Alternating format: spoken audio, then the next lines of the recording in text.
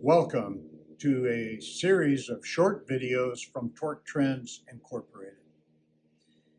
Here we'll discuss the output shafts of the TorqueBox brand reduction gearbox.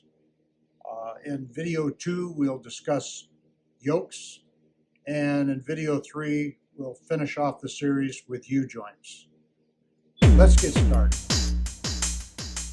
In the TorqueBox brand reduction gearbox, you have a choice of one of two output shafts.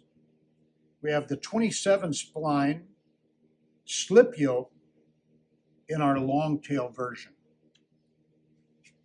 Then we have a heavier duty, larger diameter 32 spline fixed yoke. The yoke actually bolts in place, and that's in our short tail version TorqueBox.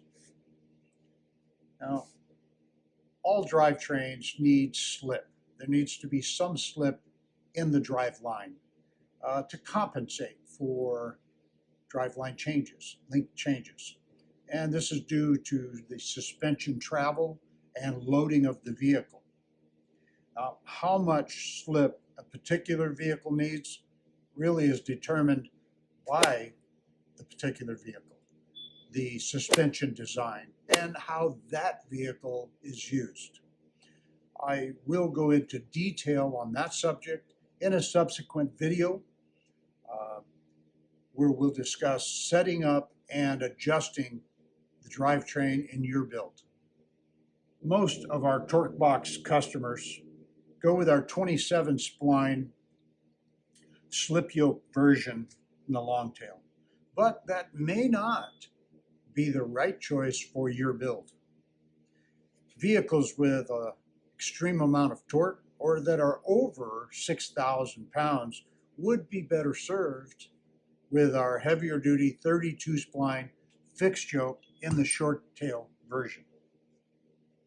Now, both of these shafts, these output shafts,